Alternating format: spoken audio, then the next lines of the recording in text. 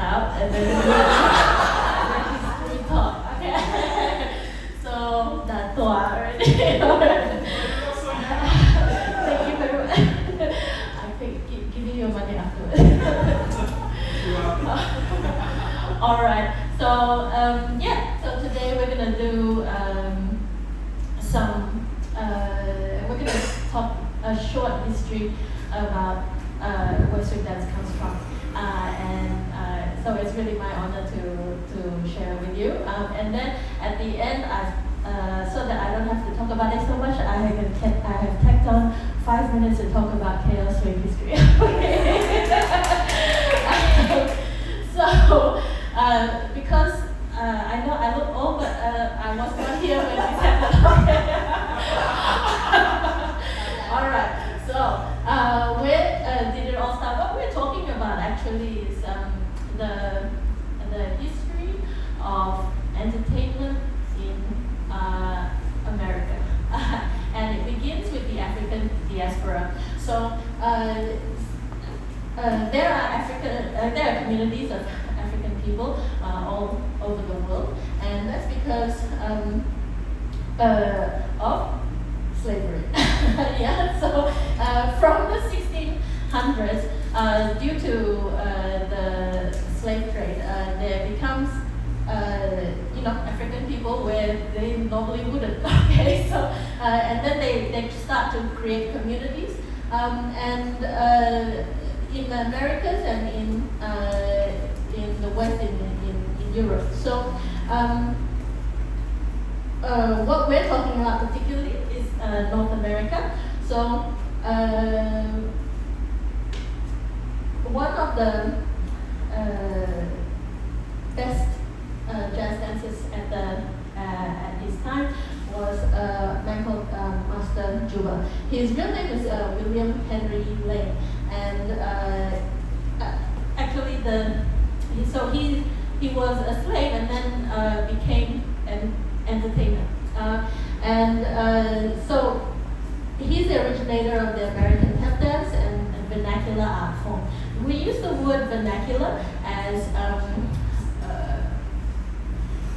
a way of saying that it comes from the people. It's like from the street. African communities were a great source of. There's a lot of innovation and creativity going on, and then so we use the term vernacular jazz dance to kind of as a big umbrella for all kind of solo jazz moves. At this time also, there's music being created, but we're only talking about the history of swing dance right now. So because the whole history of jazz is like way too the scope is very big. So we get to the beginnings of jazz dance steps of Lindy Hop and solo jazz with Master Juba. He was actually he actually did some dancing for P.T. Barnum. And at the time, it didn't seem, it was very, very weird and unusual. It wasn't acceptable for a black person to be entertaining. So they had these minstrel shows we'll go into.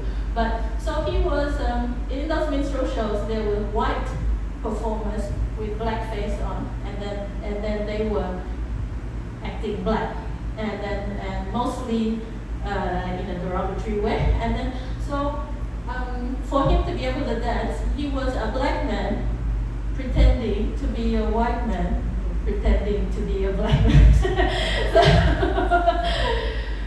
yay, racism. Okay. So, his specialty was called the cakewalk. So cakewalk was something that began on plantations. It was the idea of the black dancers making fun of what happened in ballrooms in the big house. Yeah. So they did things, top hat strutting, all come from that practice of the dance steps of cakewalk. And it's called the cakewalk because slowly it became like an entertainment, and then the masters would offer a cake for the best dance. So if you got, that's why you wanted to be great at cakewalk. But cakewalk also means that the largely solo tradition begins to come closer to the ballroom tradition of partner dance, right? Because they're copying ballroom dancing, waltzes and minuets, of being in closed hold. Yeah? So there is this, the cakewalk gives birth to this idea of the minstrel. It's of white entertainers pretending to be putting on cork on their fleece to be black. And they were largely white, but there are black minstrels. There is history of black minstrel troupes as well. But what it really helped with was having a circuit. There's no mass entertainment at that time. So every town, every city has some place for shows, right? And then so you begin to get a circuit for entertainment, and that's for the white performers. But slowly there's some black performers in there, and then this minstrel situation also that's like the 1800s. So it lasts for a good 1 century. It lasts for a good 100 years like that. But in the early 19th century, it starts beginning to, you start to have the silver screen, you start to have cinema, and then so that starts to eat into what people have for entertainment. Yeah? So we go on to the next one. What minstrel turns into is vaudeville. Vaudeville is not just one set of performers. It was a lot of different acts just kind of bunched together, and then at the end they would have like comedy and ballet and burlesque and tap, and then they would just have whatever performance they have together, and then at the end they would do kind of like a closing show, and then so the circuit for minstrel turns into the circuit for vaudeville, and then vaudeville kind of gets formalized into this theatre owners association called TOBA. Yeah, and then so TOBA we also have there is a Shinchan break. There's a break in the Shinchan that is called the Toba break, and then TOBA also comes to stand for tough on black asses. Okay, so the way that Frankie described it was that at the end of you have ballet, you have this, you have that, and then at the end they needed something that all the different dancers could do together, and then so that's what it was used in the Shinshan, so that it's just that general idea of it, and then the performers would sort it out amongst themselves, so there's the two main branches of entertainment that come out of that: the cakewalk, being partner dance, and then the vernacular dances from Master Juba, and they create a lot of crazes out of this. Like there's a lot of suddenly there's a dance step, there's a combo, that people really like, and then it gets very popular. And then so one of those most prevalent one in the 20s was the Charleston, and we've got video of Josephine Baker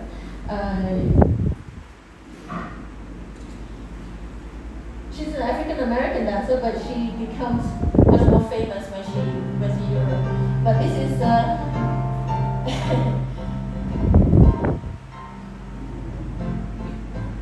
well,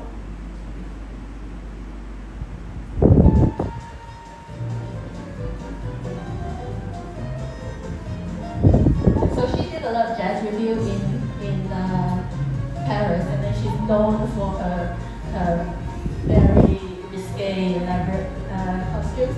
But yeah, she's one of the main stars that made Charleston popular. And so it was amazing also at the time in the 1920s that it's a time of kind of great opulence, and there was a lot of money going around. World War I had just happened. There's a lot of money, and then people want to forget, yeah. And then so the kind of glamour of the jazz era very enticing. Then, yeah. Okay.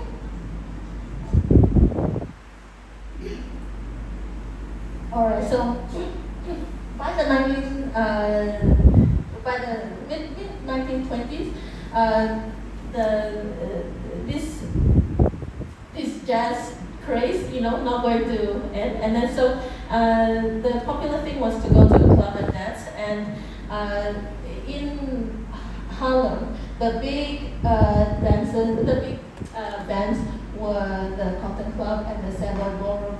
And then there was big time it was a big time for the big band swing. When Savoy first opened, it was like ragtime music, and then slowly it begins to change to big band swing. So the big band leaders at the time, Jelly Roll Morton and W.C. Handy, and then we go on to the next one. The difference between the Cotton Club and the Savoy Ballroom, and the two really big ones in Harlem, was that the Cotton Club for white people, and if you were black, you can't come in through the front door. And then the Savoy Ballroom was the one that was inclusive. Yeah. So it was a point of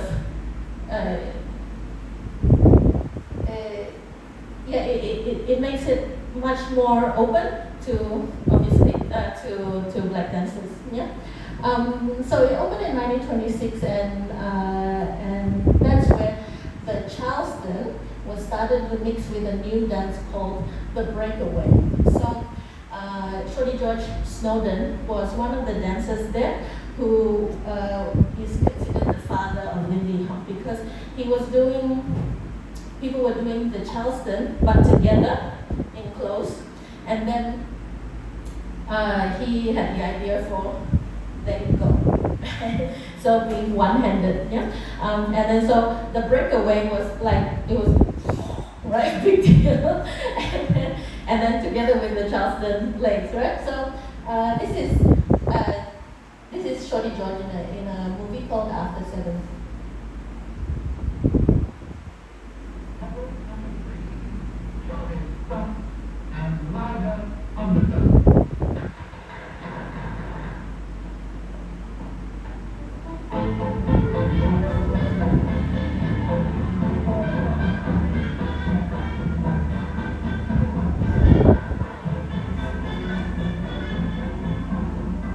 They're in a closed Charleston, and then the legs are Charleston, but they're still closed.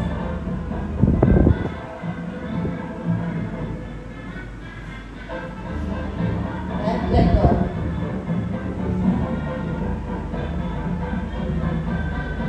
Okay, yeah. So that's 1926. Then 1927, Charles Lindbergh, he successfully flies a plane across the Atlantic, from New York to Paris. So that is a groundbreaking for all of humanity, right? And then so they're naming everything after him: streets and bars and clubs and sandwiches and everything. And so it was Shorty George that named the dance that that he was doing this breakaway thing, then he called it the Lindy Hop, the Lindbergh Hop, after the Lindbergh Hop. So Savoy opened, and then the Shorty George happened, and the flight happened, and then ta-da, Lindy Hop. So this is where the music begins to change. The new band leaders emerged, and significant because they're entirely African. Their bands were allowed to be entirely African American. So there's Count Basie. Benny Goodman is a white one, and then Duke Ellington is African American. So Benny Goodman got a lot more radio play, right? So the black band leaders had to gain their popularity by touring a lot. So, but with the rise of these clubs, the dancing also began to change, and the Lindy Hop gets more popular. So one of the bouncer at the Savoy, his name was Herbert White, and he got the best kids together, the best kids together at the Savoy Ballroom, and then he made his own troupe called the Whitey's Lindy Hoppers, and they really were kids, you know. They were real big there, but actually Frankie said he started going to the Savoy when he was 13. He told his mom going to church, and then was going. So you know, if there's only dancing for a few years, and then why did Lindy Hoppers, you know? So they congregate at the Savoy, and one of them is Frankie. The next one, we got this.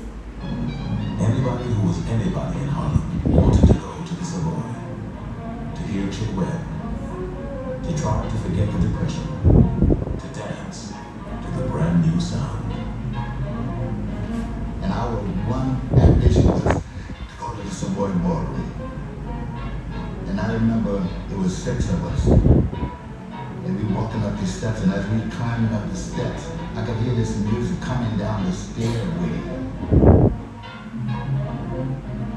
We walking up there, and we started, oh man, wow. And we walked through the door, we opened the door, and we turned around. As you come up the steps, when you come through the door, your back is to the bandstand. So you turn around the stairwell, and then you face the band. And as I turned around and faced this, the floor was full of people. It looked like everyone on the floor was doing the video.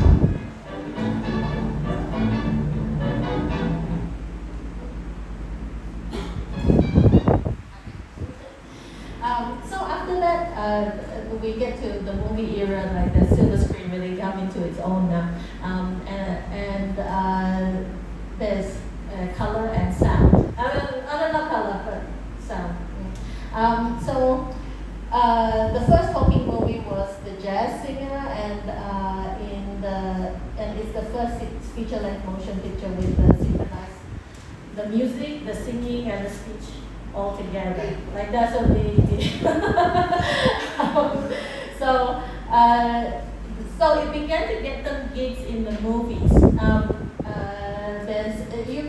You guys can look this up later, but there's the two big famous ones are A Day at the Races and House of Popping. I'm sure you've all seen House of Popping, right? And then so you can understand why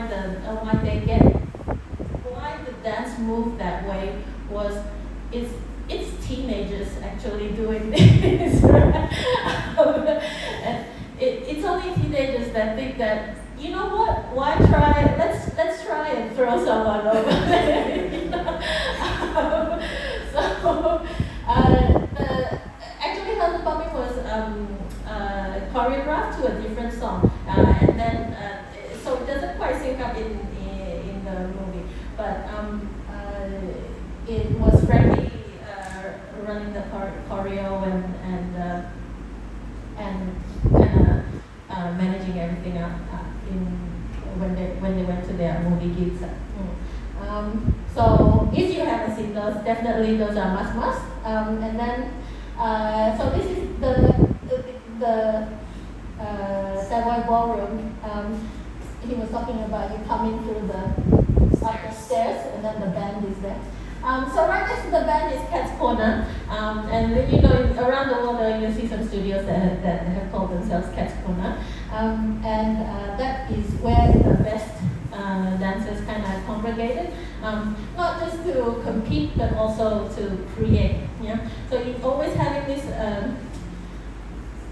culture of friendly, not friendly competition, and then also very, which makes like a very lively creative culture. Yeah. So it's the birthplace of many phrases like the Big Apple and the Tranky Do. All those shows that we learn, those are the places that get made up. All right. So the Harvest Moon Ball is not a Lindy Hop competition actually. It was for other dancers, but Lindy Hop became so exciting, so dynamic that they made a segment for it, and then it began to be like if you won the Harvest Moon, and then you were awarded a contract to perform at the Cotton Club. That is the place for glamour, right? And of course, you still had to go in through the back door, but still. So it was it was largely not a kind of belief like if you won the Harvest Moon Ball, you were the best. Yeah, there's no argument. So this is Frankie, 1939, just before World War II starts.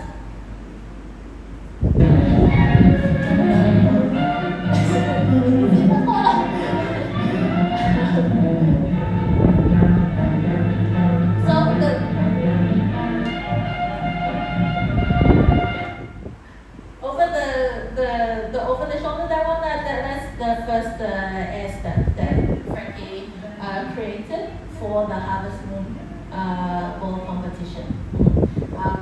And then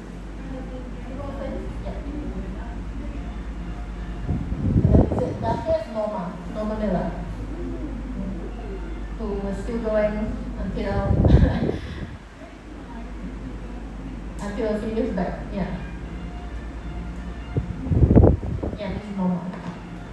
Okay. Yeah. So, so Frankie won that one. Okay.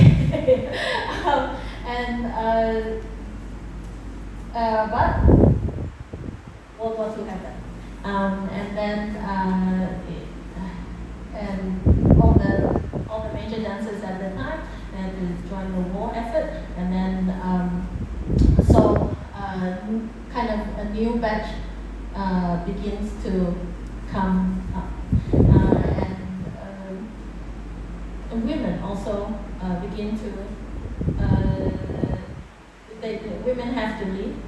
Dawn told me during the war that women have to lead. So there wasn't ever this idea of women cannot, they have to wait to follow and stuff like that. So as they lost kind of the community to the war effort, the new generation comes up at the Renaissance Ballroom, and the new generation like Pepsi Bethel. And these new performers replaced the original, the OGs like Shorty George's dance troupe and Whitey's. So the war is a turning point because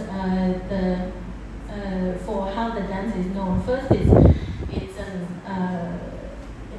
an American African American thing, and then as it shifts from the dancers to the GIs that were going around the world, they were spreading the dance, and then it begins to, they are white, like the face face of a white GI dancing of a GI dancing is white, right? And then so it begins to be known as the jitterbug. And when the original dancers come back, they had to find regular jobs. Frankie, he had another troupe for a while called the Congaroos, but it didn't last long. The popularity of swing and swing dance, gave way to rock and roll. So he got a job at the post office, and he was there until the 80s when people start looking for him. All right. So when the war changes, the music changes and gives birth to rock and roll and jive, which is kind of something that we might be more familiar with, and then also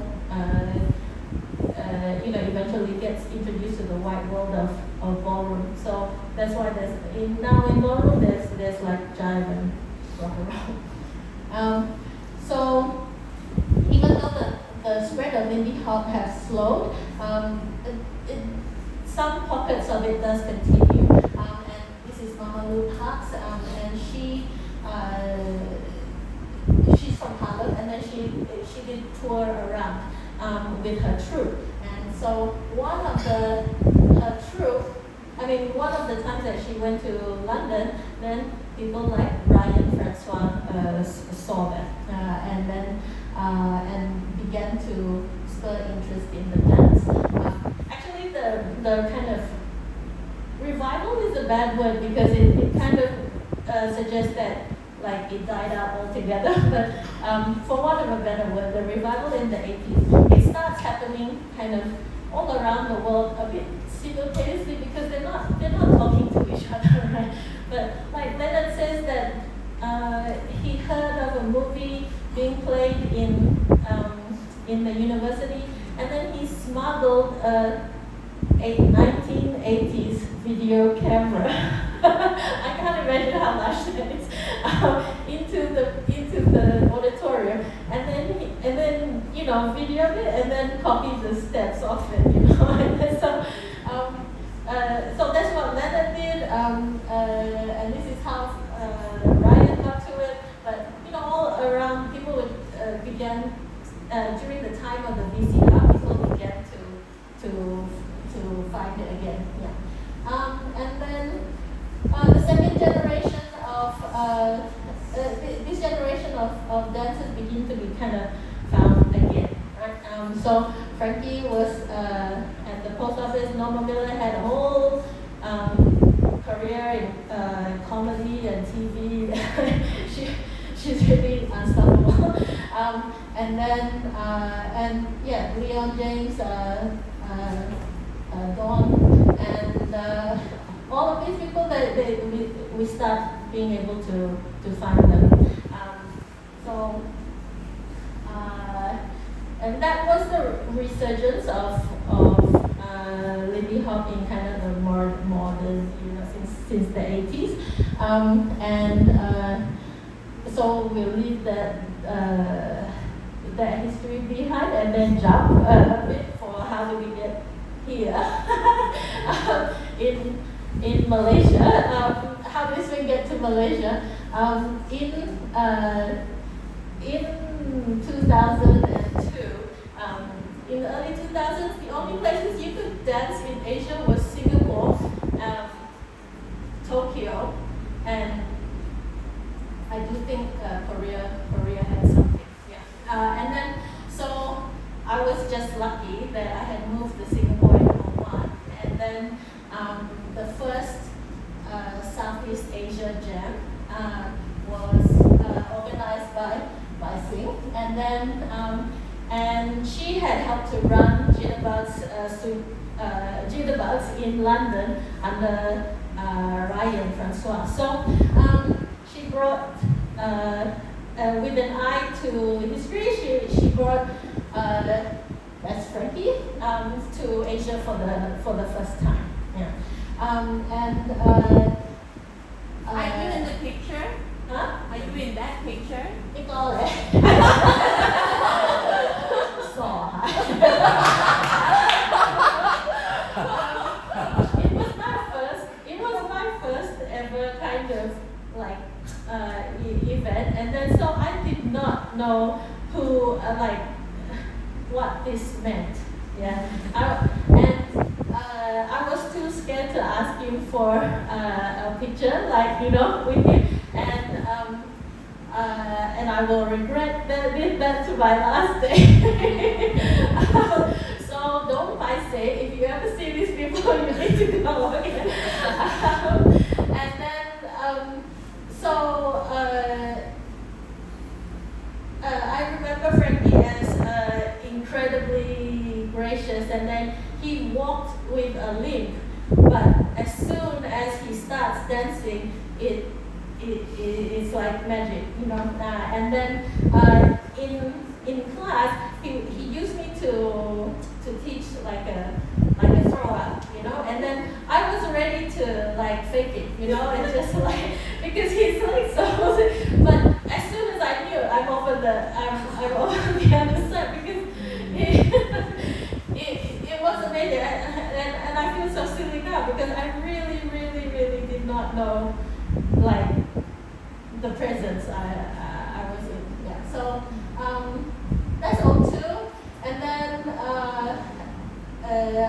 that was in O2 in Singapore, and then I kind of wandered off, and then I've never lived in Malaysia as an adult, and then I came back for Chinese New Year in 08, and for Chinese New Year, and then I don't know why until September I'm still here, and then someone said on Facebook they started the KL Swing group. That's a link school, and so I just told her I'd help her, and then so this is us at our first workshop in Telawi 3. It's a beauty salon, and it was quite well attended by salsa and ballroom people, and then in December we had a workshop with Sinclair in this very beautiful whiskey bungalow bar, also in Telawi 3. And then, by then Ling had taken a job in Singapore, and then so I was left to hold the swing baby. I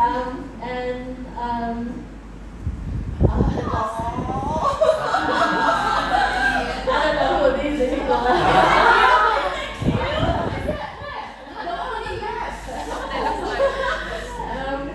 We kept getting kind of kicked out of venues, or because it's like we're not making money, and there's only like 3.5 of us, there's it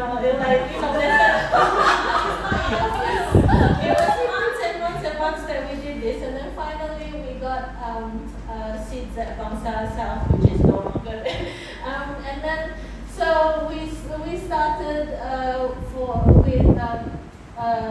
with the class and the social for free for many years. But I mean, for the kind of scene to be solid, that's the first thing that you need is a social area, a social time that you can come up. So we went through a few after that, but yes, it's have a special place in our heart. And that is a young Mr. Jordan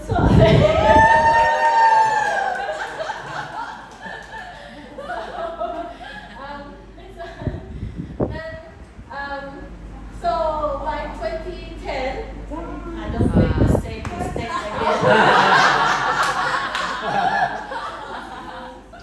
This was C-Jam in Singapore, and then I don't know how I got so lucky, but I came into I came into the accommodation restaurant, and then Dawn was there on her own, so I had lunch with her that day, and then and I got to know her a little bit, and she's she's truly one of the diamond people in my life. The kind of power that is amazing. Her family was one of the kind of minstrel show families. And she said she saw entertainment as a way to, black people saw entertainment as, as a way to not be slaves, and then to not have to work in the fields. That was a legitimate career path, and so she had a family of 10 kids, and then, she was one of 10 kids, the youngest, I think. And then at 3 years old, they, threw her up on stage and started something. She was they had the Hampton family pickaninnies, I think that was the name. So she wasn't a dancer professionally, she was a singer for many nightclubs in New York. They were run by the mob, so she got many colorful stories. her book is great. So this was my time to correct my wrong.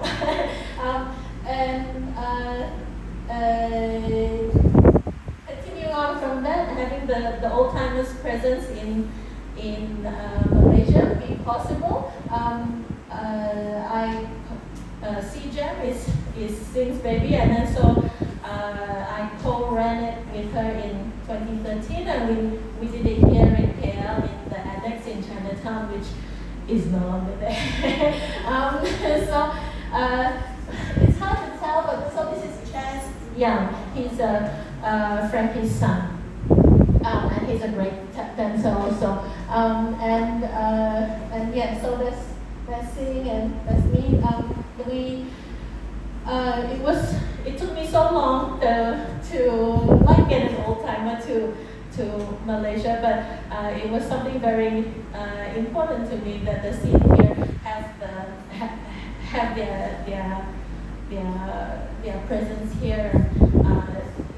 It's no point to kind of go off on a tangent without returning to the roots. This was my thinking. And then, so by 2017, we had developed with, my idea was like for the scene to have what I got overseas. Yeah, so the socials, the DJ socials were there, and then the workshops, and then Malaysian made swing jazz was, I wasn't sure that we could do it, because I didn't know anyone in the scene, and Reza hadn't turned yet.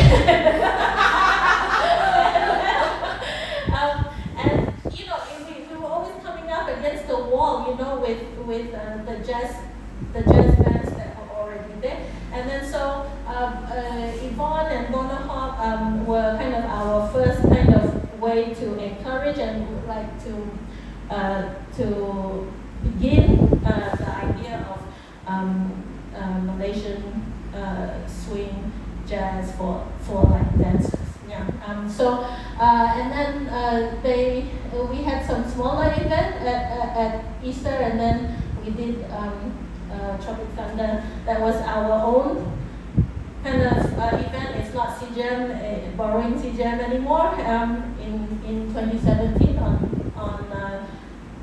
New Year's Eve, and then do we have that? And then the last thing that I was proud about, but that I was glad that we did was during that time. Internationally, already in Lindy Hop, there had been some really bad instances of sexual harassment and assault. And then it happened in the KL dance scene, not us, just the KL dance scene. And then so in 2019 we had the first safety talk here, and the idea of being very open that this is a safe place. From the beginning, I wanted it same like Savoy. It's like an inclusive place, and that we were that we don't judge, and that we just known as friendly. That's all I wanted. Like, for other people to come here and then just know us as friendly, I'm good with that. Yeah? And then so, so that was our safety talk in August, near the end of 2019, and then the panini happened, and and that was the end. That brings us to the end of our talk, and we're gonna have a little bit more from the Safe Spaces team afterwards, as my beautiful say. So thank you so much, everyone.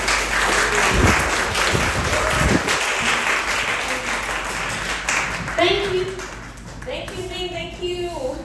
So, as